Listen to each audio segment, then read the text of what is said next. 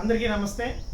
మరి ఈరోజు మనం టెట్కి సంబంధించినటువంటి సిలబస్ను రీసెంట్గా ఆంధ్రప్రదేశ్ రాష్ట్ర ప్రభుత్వం ప్రకటన చేసింది. అలాగే షెడ్యూల్ కూడా ఇవ్వడం జరిగింది. అది ఈసారి విభిన్నంగా అంటే గత సంవత్సరమే సుప్రీంకోర్టు అనేది తప్పనిసరిగా ప్రతి టీచర్ కూడా టెట్ ఎలిజిబుల్ కావాల్సిందని చెప్పేసి నిబంధనలు ప్రకటించడం జరిగింది. ఇప్పుడు తప్పనిసరిగా ప్రతి టీచర్ కూడా టెట్, అది ప్రైవేట్ స్కూల్ టీచరా గవర్నమెంట్ స్కూల్ టీచర్ అనేది కాకుండా ఎవరైతే డిఎస్సికి ఎలిజిబుల్ కావాలో, డిఎస్సిలో ఎవరైతే జాయిన్ అయ్యి అంటే ఎస్జిటి అవ్వచ్చు, స్కూల్ అసిస్టెంట్ జాయిన్ అయిన వాళ్ళు ఎవరైతే ఉంటారో వాళ్ళు కూడా ఎవరైతే టెట్ అనేది ఎలిజిబుల్ కాలేదో వాళ్ళు తప్పనిసరిగా టెట్ ఎలిజిబుల్ కావాల్సిన నిబంధన సుప్రీంకోర్టు ప్రకటించడం జరిగింది. అయితే ఈసారి టెట్ అనేది మనకి ఎవరైతే డిఎస్సి ఆస్పిరెంట్స్ ఉంటారో వాళ్ళు రాస్తున్నారు. అలాగే ఆల్రెడీ డిఎస్సి ద్వారా సక్సెస్ అయ్యి ఎవరైతే టీచర్స్ ఉన్నారో వాళ్ళు కూడా టెట్ ఈసారి రాసే అవకాశం ఉంది, మరి రాయవలసిందే కూడా. అయితే మనం ఏం చేస్తున్నామంటే ఈ డిఎన్ఆర్ సోషల్ హబ్ తరఫున ప్రతిరోజు కూడా అంటే 6th class, 7th class, 8th class ముందుగా అంటే 6వ తరగతిలోని ఏదైతే సోషల్ స్టడీస్లో చాప్టర్స్ ఉన్నాయో ప్రతి చాప్టర్లో ఇంపార్టెంట్ క్వశ్చన్స్ ఏవైతే ఉంటాయో అంటే నా అనుభవం ప్రకారం ఇవి ట్యాగ్ అయ్యే అవకాశం ఉందనే ఆలోచనతో ప్రతి చాప్టర్ నుంచి కూడా మనకు ఒక 50 క్వశ్చన్స్ తీసుకోవడం జరిగింది. ఆ 50 క్వశ్చన్స్ని ఈ డిజిటల్ బోర్డుపై మీకు డిస్ప్లే చేస్తూ ఎక్స్ప్లెయిన్ చేయడం జరుగుతుంది. సో ముందుగా ఈరోజు మనం తీసుకున్నట్లయితే 6వ తరగతిలో మనకి భూమి సౌర కుటుంబంలో ఒక భాగమైన ఫస్ట్ చాప్టర్ తీసుకున్నట్లయితే ఇందులో ఒక 50 బిట్స్ని ఇందులో నేను తయారు చేయడం జరిగింది. అదేంటో కూడా తీసుకుందాం. విత్ ఆన్సర్స్ ఇక్కడే మనం డిస్ప్లే కూడా చేస్తున్నాను. ఫస్ట్, సౌర కుటుంబానికి కేంద్రం ఏమిటి? మన సౌర కుటుంబానికి కేంద్రంలో ఎవరు ఉన్నారంటున్నారు? చంద్రుడా, భూమి, సూర్యుడా, అంగారకుడా? మనందరికీ తెలిసింది, చాలా చిన్న బిట్టిది. సౌర కుటుంబానికి కేంద్రంగా చెప్పేది ఎవరు అంటే సూర్యుడు. సో ఇక్కడ ఇది సింపుల్ గా వచ్చినటువంటి ఒక బిట్టు. రెండవది, భూమి ఏ గ్రహం? అంటే భూమి ఏ గ్రహం అంటే అర్థం ఏంటంటే భూమి సూర్యుని నుండి వరుస క్రమంలో ఎన్నో గ్రహం అని అర్థం. మనందరూ తెలిసిందే, మొదటి గ్రహం ఏది? బుధుడు. రెండో గ్రహం శుక్రుడు. మూడో గ్రహం భూమి. సో వరుస క్రమంలో భూమి ఎన్నో గ్రహం అవుతుందంటే మూడో గ్రహం అవుతుంది. సో ఆన్సర్ సి అనేది ఇక్కడ మనం గమనించాలి. వరుస క్రమంలో మొదటిది బుధుడైతే వరుస క్రమంలో చివరిది ఇప్పుడు మనం ఏం చెప్పుకుంటామంటే ఇంద్రుడు లేదా నెప్ట్యూన్ చెప్పుకుంటాం. అలాగే మూడో బిట్లోకి వెళ్దాం. భూమికి సహజమైన ఉపగ్రహం ఏది? భూమికి సహజమైన ఉపగ్రహం అంటే గ్రహాలన్నీ సూర్యుని చుట్టూ తిరుగుతున్నాయి. అలాగే ఉపగ్రహాలు గ్రహాల చుట్టూ తిరిగితే మనందరికీ తెలిసిందే. అయితే ఉపగ్రహాలని గ్రహాలు ఏంటో కూడా మనకి తెలుసు. బుధుడికి శుక్రుడికి అసలు ఉపగ్రహాలే లేవు. అయితే భూమికి సహజమైన ఉపగ్రహం ఏది?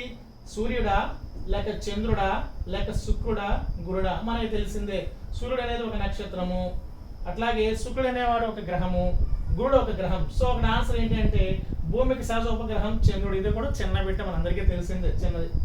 అట్లాగే మరో క్వశ్చన్ తీసుకుందాం. సూర్యుని చుట్టూ తిరిగే ఖగోళ వస్తువులను ఏమంటారు? సూర్యుని చుట్టూ తిరిగే ఖగోళ వస్తువులు ఏమంటారు? నక్షత్రాల, గ్రహాల, ఉపగ్రహాల, ధూమకేతువుల?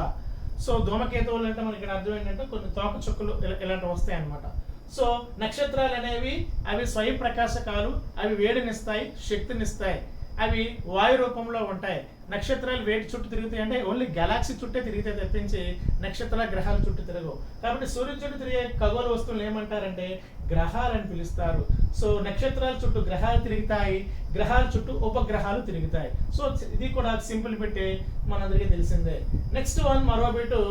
సౌర కుటుంబంలో అతిపెద్ద గ్రహం ఏది? మనందరికీ తెలిసిందే. సౌర కుటుంబంలో ప్రస్తుతం ఎన్ని గ్రహాలు ఉన్నాయండి? 2006 వరకు మనం 9 గ్రహాలు, నవగ్రహాలను పిలిచేవాళ్ళం. అయితే ప్లూటో అనే గ్రహం తన గ్రహ హోదాని కోల్పోయింది. ఎప్పుడైనా ఒక గ్రహం గ్రహ హోదా కలిగించాలంటే అది ఎల్లప్పుడూ ఒకే కక్షలో తిరగాలి. Point number 1. ఫస్ట్ ప్రిన్సిపల్ ఏంటంటే ఒక గ్రహానికి గ్రహ హోదా కావాలంటే ఆ గ్రహాలు తిరిగేటప్పుడు ఎప్పుడు నక్షత్రాల చుట్టూ తిరిగేటప్పుడు ఒకే కక్షలో తిరగాలి. అలాగే గ్రహం యొక్క ఉపగ్రహము ఆ గ్రహం కన్నా చిన్నదిగా ఉండాలి. అయితే ప్లూటో అనేది ఎప్పుడు ఒకే కక్షలో తిరగకుండా కక్ష మారుతూ ఉంటుంది. అలాగే ప్లూటో యొక్క ఉపగ్రహం చరణ్.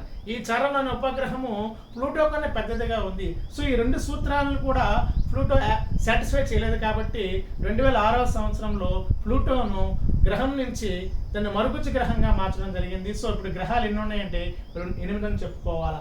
అలాగే సౌర కుటుంబంలో అతిపెద్ద గ్రహం అంటే మనకు తెలిసిందే గురుడు అనేవారు అతిపెద్ద గ్రహము. అలాగే అతి చిన్న గ్రహం ఏదంటే బుధుడు. బుధుడు. నెక్స్ట్ వన్, ఏ గ్రహాన్ని రెడ్ ప్లానెట్ అంటే ఎర్ర గ్రహం అనే ఏ గ్రహాన్ని పిలుస్తారు అంటే రెడ్ ప్లానెట్ గా పిలువబడే గ్రహము మనందరికీ తెలిసిందే. రెడ్ ప్లానెట్ ఎర్ర గ్రహము లేదా అరుణ గ్రహము అని ఏ గ్రహాన్ని పిలుస్తామంటే మనందరికి ఈజీగా మనం చెప్పవచ్చు శుక్రుడా, కుజుడా, బుధుడా, శని అంటే ఎర్ర గ్రహం లేదా అరుణ గ్రహం లేదా రెడ్ ప్లానెట్ కి పిలువబడేది ఏది అంటే కుజుడు. So answer B. అట్లా కాకుండా ఈవినింగ్ స్టార్, మార్నింగ్ స్టార్ గా పిలువబడే గ్రహం ఏదంటే శుక్రుడు. అట్లాగే భూమి యొక్క కవల గ్రహంగా పిలువబడే గ్రహం ఏదంటే శుక్రుడు. అట్లాగే భ్రమణాన్ని ఆలస్యంగా చేసే గ్రహం ఏదంటే శుక్రుడు. సో ఇది ఒక బిట్. తర్వాత భూమి తన అక్షంపై తిరగడానికి పట్టే సమయం ఎంత? భూమి తన చుట్టూ తాను తిరిగే మార్గాన్ని అక్షం అంటాము. భూమి తన చుట్టూ తాను తిరుగుతూ సూర్యుని చుట్టూ తిరిగే మార్గాన్ని కక్ష అంటాము. భూమి తన చుట్టూ తాను తిరగడం అంటే అర్థం ఏంటి? భ్రమణం. సో భూభ్రమణం చేయడానికి భూమి తన అక్షం పైన ఏంటి భూభ్రమణం చేయడానికి ఎంత సమయం తీసుకుంటుంది అంటే మనకి తెలుసు 24 గంటలు. So B. దీన్నే మనం ఇంకా 23 గంటల 56 నిమిషాల 4.09 సెకండ్లు అని కూడా మనం ఎగ్జాక్ట్ ఫిగర్ గా చెప్పొచ్చు. కాకపోతే సంక్షిప్తంగా 24 గంటలు. ఇది ఒక క్వశ్చన్. తర్వాత భూమి సూర్యుని చుట్టూ ఒకసారి తిరగడానికి పట్టే సమయం అంటే చిన్న బిట్, ఇది చాలా స్మాల్ సింపుల్ బిట్. 365 రోజులు అంటే సంవత్సరం కదండి, 365 రోజులు. ఇది చిన్న బిట్ ఇది. అట్లాగే మరో బిట్టు, గ్రహాలు తమ కాంతిని ఎక్కడి నుండి పొందుతున్నాయి? గ్రహాలకి వేడిమి కానీ గ్రహాలకి శక్తిని కానీ ఏమిస్తున్నాయి? నక్షత్రాలు ఇస్తున్నాయి. ఏమిస్తున్నాయంటే నక్షత్రాలు ఇస్తున్నాయి. కానీ నక్షత్రంలో మనకి ముఖ్యంగా ఏ నక్షత్రం? సూర్యుడు ఒక నక్షత్రం. ఇక్కడ చూసారు ఆప్షన్ అడిగించాడు, గ్రహాలు తమ కాంతిని ఎక్కడ నుండి పొందుతున్నాయంటే నక్షత్రాలు, సూర్యుడు, చంద్రుడు, భూమి ఇచ్చాడు. ఆప్షన్లో నక్షత్రాలు, సూర్యుడు రెండు ఇచ్చాడు అనుకో, మనం ఏం రాస్తామంటే సూర్యుడనే రాయాలి. ఎందుకంటే మనకి ఈ గ్రహానికి మిగతా నక్షత్రాల్లో గ్రహాలు ఉన్నాయో లేవో మనకు తెలియదు. కానీ ప్రస్తుతం ఉన్న సౌర కుటుంబ కేంద్రంలో ఉన్న గ్రహాలలో ఈ తప్పనిసరిగా శక్తి మనకి సూర్యుడి నుండే అందుతుంది. ఇది కూడా సింపుల్ బట్. సూర్యుడు ఏ రకమైన ఖగోళ వస్తువు అన్నాడు. సూర్యుడు అనేవాడు ఏ రకమైన ఖగోళ వస్తువు? గ్రహమా, ఉపగ్రహమా, నక్షత్రమా, ధూమకేతువా? సో మనకి ఇక్కడ ఆన్సర్ ఏంటంటే సూర్యుడు అనేవాడు ఒక నక్షత్రం. చిన్న బిట్. భూమి అనేది ఒక గ్రహము. గనిమెడో లేక టైటన్ అనేది ఒక ఉపగ్రహము. మనకి చాలా సింపుల్ గా చెప్పొచ్చు. భూమి ఆకారం ఎలా ఉంటుంది? చదరంగా అంటే చదునుగా, ఇక్కడ చదునుగా ఉంటుందా లేక చదరంగా మాదిరిగా ఉంటుంది స్క్వేర్ లో, త్రిభుజ రూపంలో ఉంటుందా, గోళాకారంగా ఉంటుందా, పొడవుగా ఉంటుందా అంటే గుండ్రము లేదా గోళాకారం అనే పదాన్ని మనం వాడచ్చు. సో భూమి ఆకారం ఎలా ఉందంటే గోళాకారంగా ఉందని ఇక్కడ మనం చెప్పవచ్చు పెట్టు.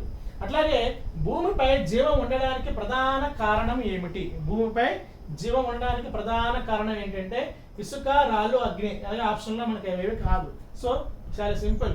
ఏదైనా జీవం బతకాలంటే తప్పనిసరిగా ఏం కావాలి? నీరు, గాలి కావాలి. కాబట్టి సో ఆన్సర్ గాలి మరియు నీరు అనేది భూమిపై జీవము. మిగతా గ్రహాల్లో జీవం లేకపోవడానికి భూమి మీద జీవం ఉండడానికి ప్రధానమైన కారణము గాలి మరియు నీరు అని చెప్పొచ్చు. అట్లాగే చంద్రుడికి స్వంత కాంతి ఉందా అంటే చంద్రుడు స్వయంగా ప్రకాశించగలడంటే చంద్రుడు ఒక ఉపగ్రహం, స్వయంగా ప్రకాశించలేడు. భూమి ఒక గ్రహం, స్వయంగా ప్రకాశించలేరు. సో స్వయంగా ప్రకాశించేవి ఏంటంటే నక్షత్రాలే. కాబట్టి చంద్రుడికి స్వంత కాంతి ఉందా అంటే మనకి అదేంటి సార్, మనం ఆకాశంలో చూసేటప్పుడు చంద్రుడు మెరుస్తూ ఉంటాడు కదంటే అది చంద్రకాంతి కాదు. చంద్రుడి మీద పడినటువంటి సూర్యకాంతి ఆ యొక్క వాతావరణం లేకపోవడం వల్ల, అక్కడ ఉన్నటువంటి ఆ ల్యాండ్స్కేప్ వల్ల తిరిగి మళ్ళీ రిఫ్లెక్ట్ అవుతుంది కాంతి.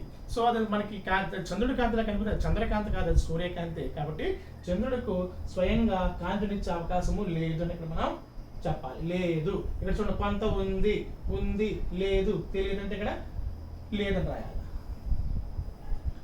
మన సింపుల్. మళ్ళీ చంద్రుడు కాంతిని ఎక్కడి నుండి పొందుతున్నాడు అంటే సింపుల్. ఎక్కడి నుండి పొందుతున్నాడు? నక్షత్రాలు ఇచ్చాడు, మళ్ళీ సూర్యుడు ఇచ్చాడు. నక్షత్రాలు కాదు, సూర్యుడు నుండి చంద్రుడు కాంతి పొందుతున్నాడు. సౌర కుటుంబంలో వేడిగా ఉండే గ్రహం ఏది? ఇది చాలా ఇంపార్టెంట్ బిట్. సౌర కుటుంబంలో వేడిగా ఉండే గ్రహం ఏదంటే శుక్రుడు. కానీ వరుస క్రమంలో బుధుడు దగ్గరగా ఉన్నప్పటికీ ఇక్కడ కార్బన్ డైఆక్సైడ్ అనే శుక్రుడు ఎక్కువగా ఉండడం వల్ల గ్లోబల్ వార్మింగ్ అక్కడ ఇంకా ఎక్కువగా జరిగి అక్కడ ఎక్కువ వేడిగా ఉండే అవకాశం ఎక్కడ ఉందంటే మనకి శుక్రుడి మీద ఉంది. కాబట్టి వేడిమి గ్రహంగా దేన్ని పిలుస్తామంటే శుక్రుడు మనం పిలవడం జరుగుతుంది. నెక్స్ట్, భూమిపై పగలు రాత్రులు ఎందుకు వస్తాయి? భూ భ్రమణం వల్ల వస్తాయా, భూ పరిభ్రమణం వల్ల వస్తాయా? చంద్రుడు తిరగడం వల్ల వస్తాయా, లేక భూ భ్రమణం వల్ల వస్తాయా, సూర్యుడు తిరగడం వల్ల వస్తుందా, నక్షత్రాల కదలడం, సింపుల్ బిట్ ఇది కూడా చిన్నప్పుడు చదువుకుంటున్నాం. పగలు రాత్రులు ఏర్పడము, పవనాలు ఏర్పడము, సముద్ర ప్రవాహాలు ఏర్పడము, ఇవన్నీ కూడా వేటి యొక్క ఫలితాలు అంటే భ్రమణ యొక్క ఫలితాలు. ఋతువులు ఏర్పడడం అనేది పరిభ్రమణ యొక్క ఫలితమైతే పగలు రాత్రులు ఏర్పడము, పవనాల కదలిక, సముద్ర ప్రవాహాల కదలిక అవన్నీ కూడా భూభ్రమణ ఎఫెక్ట్గా చెప్తాం. కాబట్టి భూమి భ్రమణం వల్ల ఇక్కడ మనం రాసుకోవాలి. సూర్యుడికి అత్యంత సమీపంగా ఉన్న గ్రహం ఏది, చిన్న బిడ్డే అంటే సూర్యుడికి దగ్గరగా ఉన్న గ్రహం ఏది అంటే సింపుల్, బుధుడు అనేవాడు మొదటగా, తర్వాత శుక్రుడు, వరుస క్రమంలో మొదటిది బుధుడు, రెండవది శుక్రుడు, 3 భూమి, 4 అంగారకుడు, తర్వాత 5వది బృహస్పతి, 6వది శని, 7వది వరుణుడు, 8వది ఇంద్రుడు లేదా నెప్ట్యూన్. సో వరుస క్రమంలో ఆర్డర్ మనకి అలాగే ప్రతి ఒక్కరికి వచ్చే ఉంటుంది. వరుస క్రమం మొదటి గ్రహం ఏంటంటే బుధుడని మనం ఇక్కడ చెప్పుకుంటాం. నెక్స్ట్ వన్, సౌర కుటుంబంలో ఉంగరాలు కలిగిన గ్రహం. ఉంగరాలు అంటే రింగులు అనమాట. సో రింగ్ వలయాలుగా కనిపిస్తుంది అనమాట. సో వలయాలు కలిగిన గ్రహంగా మనం ఏ గ్రహాన్ని పిలుస్తామంటే శని గ్రహాన్ని మనం పిలవడం జరుగుతుంది. సో ఇక్కడ ఆన్సర్ ఏ, శని గ్రహం వలయాలు కలిగిన గ్రహం, రింగ్ ప్లానెట్ గా పిలుస్తాం. మనకి ఏంటంటే క్రాడల్ ప్లానెట్ గా పిలుస్తుంది. క్రాడల్స్ అని పిలుస్తారు, క్రాడల్స్. నెక్స్ట్ నీలి గ్రహం, సింపుల్ బిట్. ఏ గ్రహాన్ని నీలి గ్రహం అంటారంటే మన అందరికీ తెలిసిందే, దేని మీద జీవం ఉంది, భూమి మీద జీవం ఉంది. భూమి మీద ఎందుకు జీవం ఉంది, గాలి ఉంది, నీరు ఉంది. అందులో 71% నీరే ఉంది. కాబట్టి మనం ఈ భూమిని నీలి గ్రహంగా పిలవడము జరుగుతుంది. సింపుల్ బిట్ ఇది. నెక్స్ట్ వన్, సౌర కుటుంబంలో పెద్ద గ్రహం ఏది అంటే చెప్పండి. సౌర కుటుంబంలో పెద్దది గురుడు, సౌర కుటుంబంలో చిన్నది బుధుడు. సో ఇక్కడ ఆన్సర్ ఏ, బుధుడు అనేవాడు చిన్న గ్రహం. మళ్ళీ చెప్తున్నాను, ఉపగ్రహాలైన గ్రహాలు ఏవి అంటే బుధుడు, శుక్రుడు. అయితే చిన్న గ్రహం ఏదంటే బుధుడు. సూర్యుడు దగ్గరగా ఉన్న గ్రహం ఏదంటే బుధుడు. ఇక్కడ ఏమిచ్చాడు, సౌర కుటుంబంలో చిన్న గ్రహం అంటే బుధుడిగా మనం ఇక్కడ చెప్పుకోవాలి. చంద్రుడిపై గాలి ఉందా అంటే చంద్రుడిపై వాతావరణమే లేదు. వాతావరణం లేకపోతే అక్కడ గాలి లేదు, ఆర్ద్రత లేదు, అవపాతము లేదు, పీడనం లేదు, సాంద్రీకరణ ఏమీ లేదు. సో కాబట్టి సింపుల్గా చంద్రుడిపై గాలి ఉందా అంటే లేదు. భూమి భ్రమణ దిశ ఏ దిశలో అంటే భూమి ఏ దిశ నుంచి ఏ దిశకు తిరుగుతుందో చాలా ఇంపార్టెంట్. ఇది తూర్పు నుండి పడమర తిరుగుతుందా, పడమర నుండి తూర్పు తిరుగుతుందా, ఉత్తరం నుండి దక్షిణాన్ని తిరుగుతుందా, దక్షిణ నుండి ఉత్తరాన్ని తిరుగుతుందా. భూమి చాలా ఇంపార్టెంట్. భూమి పడమర నుండి తూర్పుకి తిరుగుతుంది. అందుకు తూర్పు వైపు తిరుగుతుంది కాబట్టి సూర్యోదయం ముందు మనకి సూర్యోదయం ముందుగా తూర్పు వైపు వస్తున్నట్లు మనకు కనిపిస్తుంది. సో ఇది చాలా ఇంపార్టెంట్ బిట్టు, చాలా మంది తెలిసే ఉంటుంది. భూమి యొక్క తిరిగే భ్రమణ దిశ ఏంటంటే పడమర నుండి తూర్పుకి భూమి తిరుగుతుంది. నెక్స్ట్, భూమి సూర్యుని చుట్టూ తిరగడాన్ని ఏమంటారని సింపుల్ బిట్ పరిభ్రమణం అని పిలుస్తాం. భూమి తన చుట్టూ తాను తిరిగితే భ్రమణము, సూర్యుని చుట్టూ తిరిగితే పరిభ్రమణం. ఈ రెండు కూడా భూమి యొక్క చలనాలు అంటారు. భూమికి ఎన్ని చలనాలు ఉన్నాయంటే 2 చలనాలు ఉన్నాయని చెప్పాలి. మూమెంట్స్ ఆఫ్ ది ఎర్త్ అంట. భూమికి 2 చలనాలు, ఒకటి భ్రమణము, ఇంకొకటి పరిభ్రమణము. నెక్స్ట్ వన్, భూమి తన అక్షంపై తాను తిరగడాన్ని ఏమంటారంటే భ్రమణం అంటాం. భూమి తన చుట్టూ తాను తిరుగుతూ సూర్యుని చుట్టూ తిరగడం ఏమంటాం అని చెప్పని పరిభ్రమణం అంటాం. సో భ్రమణం అంటే భూమి తన చుట్టూ తాను తిరిగితే భ్రమణము, భూమి సూర్యుని చుట్టూ తిరిగితే పరిభ్రమణంగా మనం పిలుస్తాం. సూర్యుని చుట్టూ తిరిగే గ్రహాల మార్గాన్ని ఇప్పుడు చెప్పాను. సూర్యుని చుట్టూ గ్రహాలు తిరిగే మార్గాన్ని ఏమంటామంటే కక్ష అంటాము. తన చుట్టూ తాను తిరిగే ఉదాహరణకి ఇక్కడ మనం చూపిస్తాం మీకు. ఇప్పుడు ఇది ఒక గ్రహం అనుకుందాం, మధ్యలో సూర్యుడు ఉన్నాడు. సో ఇలా తన చుట్టూ తాను తిరిగితే ఇది అక్షం అంట. ఒక కేంద్రాన్ని చేసుకుని తిరిగి అక్షం అంటాం. అట్లా కాదని తన చుట్టూ తాను తిరుగుతూ ఇలా సూర్యుని చుట్టూ తిరిగే మార్గాన్ని ఏమంటామంటే కక్ష అంటాం. ఇది కక్ష. సో పరిభ్రమణం అనే పదం వస్తే కక్ష, భ్రమణం అనే పదం వస్తే అక్షం. సో ఈ విధంగా మనం తెలుసుకోవచ్చు. నెక్స్ట్ వన్,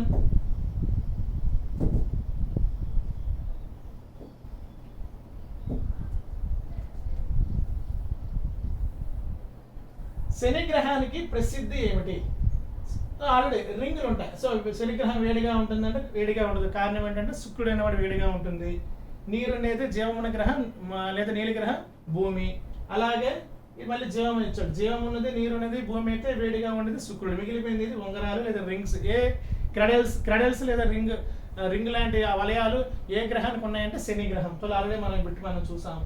గ్రహాలకు సొంత కాంతి ఉంటుందంటే మనకు తెలుసు. సొంత కాంతి ఉంటుందంటే అసలు గ్రహాలకు స్వయం ప్రకాశకాలు కావాలని నక్షత్రాల నుండి వచ్చినటువంటి శక్తే కాబట్టి, ముఖ్యంగా సూర్యుడు వచ్చిన శక్తే కాబట్టి వాటికి ఉండదు. సూర్యుడు ప్రధానంగా ఏ వాయువులతో తయారయ్యాడు?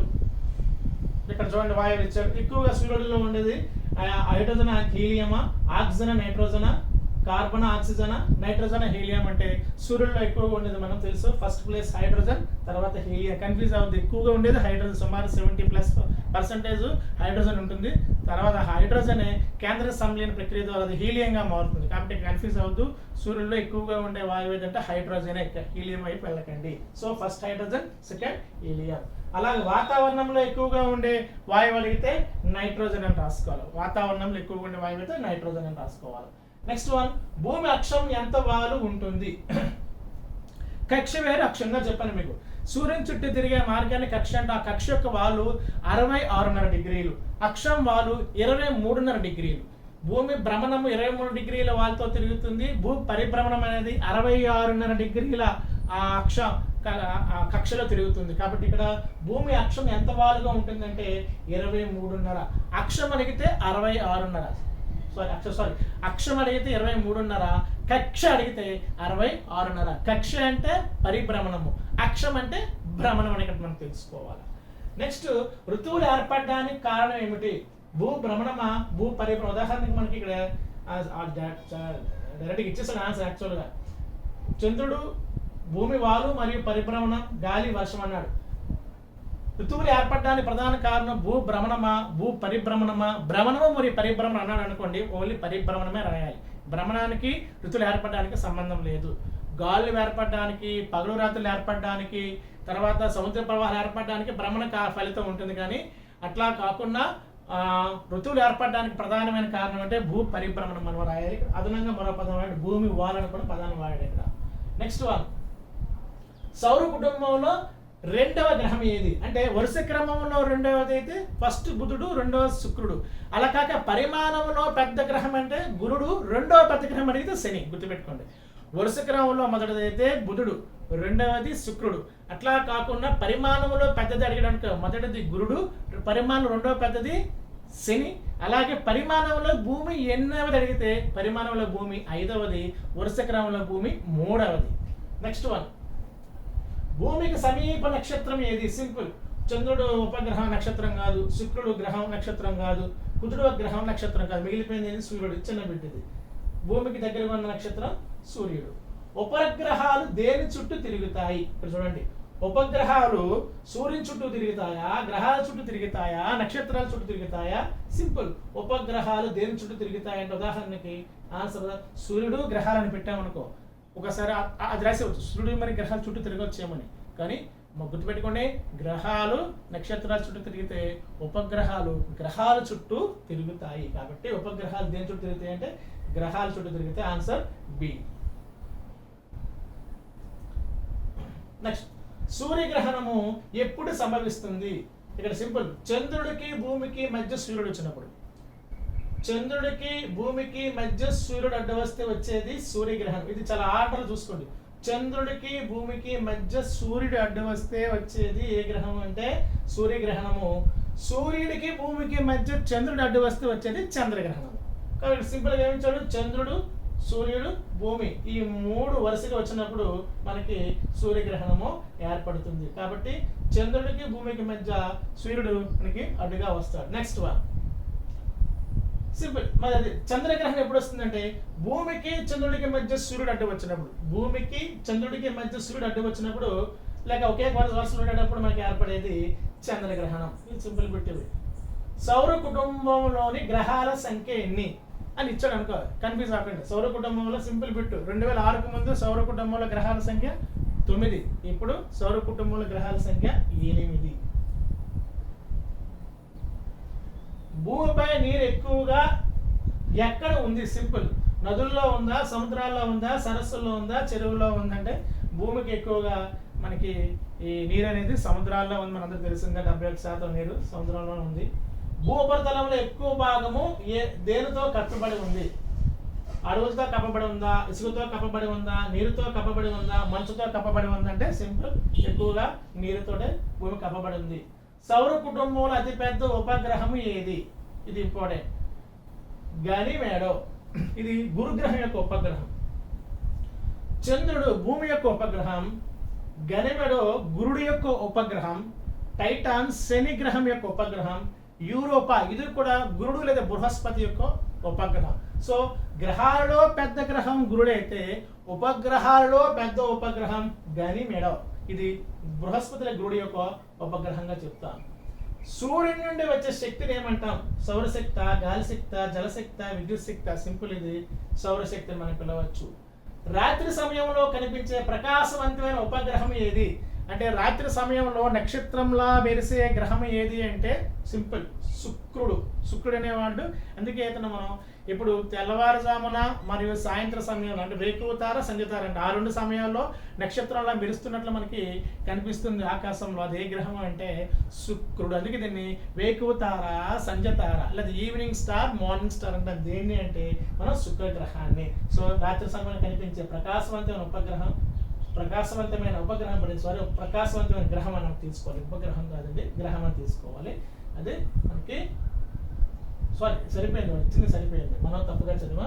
రాత్రి సమయంలో కనిపించే ప్రకాశవంతమైన గ్రహం అయితే శుక్రుడు, ప్రకాశవంతమైన ఉపగ్రహం అయితే చంద్రుడు. Simple, as simple. సో ప్రకాశవంతమైన గ్రహం అయితే శుక్రుడు, ఇక్కడ ఉపగ్రహించుడు కాబట్టి చంద్రుడు. సరిపోయింది.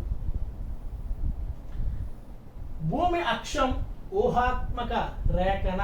అంతే కదా, అక్షాంశాలు రేఖాంశాలు అన్ని ఊహారేఖలే. అవి ఊహారేఖలు కాబట్టి అవి అవును అని మనం రాసుకోవాలి. అక్షాంశాలు ఊహాత్మక రేఖలే, రేఖాంశాలు ఊహాత్మక రేఖలే. అక్షమ కూడా ఊహాత్మక రేఖే. నెక్స్ట్, భూమి గుండ్రంగా ఉందని నిరూపించిన శాస్త్రవేత్త ఎవరు? మాజిలాన్. భూమి గుండ్రంగా ఉందని చెప్పిన వ్యక్తి అరిస్టాటిల్. కానీ నిరూపించింది అంటే సముద్ర ప్రయాణం చేసి ఎక్కడి నుంచి బయలుదేరడం మళ్ళీ అక్కడికే చేరుకున్నాడు. ఎవరు? ఫెర్డినాండ్ మాజిలాన్. పోర్చుగీస్కి చెందిన ఫెర్డినాండ్ మాజిలాన్ అనే వ్యక్తి సముద్ర ప్రయాణం చేసి ఎక్కడి నుండి బయలుదేరాడో మళ్ళీ తిరిగి అక్కడికే వచ్చాడు. సో అందుకు భూమి గుండ్రంగా ఉందని నిరూపించిన వ్యక్తిని ఎవరు చెప్పుకుంటాం? మాజిలాన్ అని చెప్పచ్చు. నెక్స్ట్, గ్రహాలు ఏ ఆకర్షణ శక్తి వల్ల కక్షలో ఉంటాయి? అయస్కాంత శక్తి, గురుత్వాకర్షణ శక్తి. ఇది ఒక ఇంపార్టెంట్ బిట్. గ్రహాలు ఏ ఆకర్షణ శక్తి వలన కక్షలో ఉంటాయంటే అయస్కాంత శక్తి వలన, గురుత్వాకర్షణ శక్తి వల్ల, విద్యుత్ శక్తి వల్ల, గాలి శక్తి వల్ల, అలాగే పైవన్నీ అని చెప్పుకుంటే మాత్రం మనకు తెలిసిందే గురుత్వాకర్షణ శక్తి వల్ల గ్రహాలన్నీ కూడా ఆ కక్ష ఎల్లప్పుడూ ఒకే కక్షలో తిరుగుతూ ఉంటాయి. నెక్స్ట్, సౌర కుటుంబంలో ప్రకాశవంతమైన గ్రహం తొలిందా చెప్పుకోండి కదా, ప్రకాశవంతమైన ఉపగ్రహం అయితే చంద్రుడు, సౌర కుటుంబంలో ప్రకాశవంతమైన గ్రహం అయితే శుక్రుడు. ఇక్కడ ఇచ్చేద్దాం. భూమి వాతావరణంలో ఎక్కువగా ఉన్న వాయువు ఏది? Oxygen, carbon dioxide. చెప్పాను, భూమి వాతావరణంలో ఎక్కువగా ఉన్నదైతే మాత్రము నైట్రోజన్. అట్లా కాకుండా నక్షత్రాలు లేదా సూర్యుల్లో ఎక్కువగా ఉండే వాయువు ఏంటంటే హైడ్రోజన్. సముద్రాల్లో ఎక్కువగా ఉండేది అడిగితే కార్బన్ డైఆక్సైడ్ అని చెప్పుకోవచ్చు మనం. చంద్రుడిపై మొదటగా అడుగు పెట్టిన వ్యక్తి ఎవరు? మనందరికీ తెలిసిందే యూరీ గగారిన్. ఎవరు అంటే అంతరిక్షంలోకి ప్రయాణించిన మొదటి వ్యక్తి యూరీ గగారిన్, రష్యన్ వ్యక్తి. అలాగే రెండో వ్యక్తి ఎవరు? నీల్ ఆర్మ్స్ట్రాంగ్. చంద్రుడి మీద అడుగుపెట్టిన మొదటి వ్యక్తి Neel Armstrong. 1969 July 21. 1969 July 21 Neel Armstrong మొదటిసారిగా చంద్రుడిని అడుగుపెట్టాడు. కల్పనా చావ్లా ఎవరంటే అంతరిక్షంలోకి వెళ్ళిన మొదటి భారతీయ మహిళ. రాకేష్ శర్మ ఎవరు మనకు తెలుసు, అంతరిక్షంలోకి వెళ్ళిన మొదటి భారతీయ వ్యక్తి రాకేష్ శర్మ. మొదటి భారతీయ మహిళ అడిగితే కల్పనా చావ్లా. భూమి సూర్యుడి నుండి ఎన్నో గ్రహం అన్నాడు? ఎన్నో గ్రహం. మొదటి గ్రహం ఏది? సూర్యుడి నుండి బుధుడు. రెండో గ్రహం శుక్రుడు. మూడో గ్రహం భూమి. సో వరుస గ్రహంలో భూమి ఎన్నో గ్రహం అంటే మనం ఇక్కడ మూడో గ్రహంగా మనం ఇక్కడ చెప్పుకోవాలి. పరిమాణంలో ఎన్నో గ్రహం అంటే భూమి ఐదవది, వరుస గ్రహంలో భూమి మూడవది. సూర్యుని చుట్టూ తిరిగి మంచు ధూళి గడ్డలను ఏమంటారు? చాలా ఇంపార్టెంట్. ఇవే ధూమకేతువులు. సూర్యుని చుట్టూ తిరిగే మంచు ధూళి గడ్డలు ఏమంటారంటే ధూమకేతువులు అంటారు. దీనికే మరో పేరు ఏంటంటే మనం తోక చుక్కలు అంటారు, కామిట్స్ లేదా తోక చుక్కలు లేదా ధూమకేతువులు అంటారు. ఇక్కడ ఇంపార్టెంట్ పాయింట్ ఏంటంటే 76 సంవత్సరాలు ఒకసారి వచ్చే తోక చుక్క ఏదంటే హేలీ తోక చుక్క. ఇది 1986లో మనకు కనిపించింది. మళ్ళీ 2061లో మళ్ళీ హేలీ అనే తోక చుక్క మనకు కనిపించబోతుంది. సో ఇది ఒక అంశం. ధూమకేతువులకి సూర్యుని చుట్టూ తిరిగే మంచు. మరి మనకి తోక చుక్కలకి తల ఉంటుంది, తోక ఉంటుంది. తల భాగంలో ఘనీభవించిన మంచు ఉంటుంది, తోక భాగంలో వాయువులు ఉంటాయన్నమాట. సో సూర్యుడు దగ్గరగా ఉండేటప్పుడు ఆ తల నుంచి వాయువులు కరిగే తోకలా కనిపిస్తుంది మనకి. అందుకు తోక చుక్కని పేరు పెట్టడం జరుగుతుంది. అలా సూర్యుడిని మళ్ళీ వెళ్ళిపోయిన తర్వాత సూర్యుడిని దాటి వెళ్ళిన తర్వాత మళ్ళీ ఆ తోకలా అంటే తోక అంటే వాయు భాగం విస్తరిస్తుంది. అది పోతుంది, మళ్ళీ సాధారణమైన వస్తువుగా కనిపిస్తుంది. సో ధూమకేతు అన్న తోక చుక్కను ఒకటి, సూర్యుని చుట్టూ తిరిగే మంచు ధూళిగడ్డలు ఏమంటారంటే మనం ధూమకేతువులే మనం ఇక్కడ చెప్పుకోవాలి. సింపుల్. నెక్స్ట్ వన్, జీవం ఉన్న ఏకైక గ్రహం ఏది అంటే తెలిసిందే, భూమి అనేది జీవం ఉన్న ఏకైక గ్రహం. సో ఫ్రెండ్స్, ఇలా మనం ప్రతిరోజు కూడా 1 లేదా 2 చాప్టర్లు అనేవి ఇంపార్టెంట్ బిట్స్ని మనం ఫ్రేమ్ చేసి మీకు ఎక్స్ప్లెయిన్ చేయడం జరుగుతుంది. ఇంకా మీకు ఏమైనా అంశాలు కావాలనుకుంటే కామెంట్ బాక్స్లో కామెంట్ చేయండి. అలాగే అందరూ కూడా ఈ ఛానల్ని సబ్స్క్రైబ్ చేస్తూ మనం సపోర్ట్ ఇవ్వాలని కోరుకుంటూ అందరికీ ధన్యవాదాలు.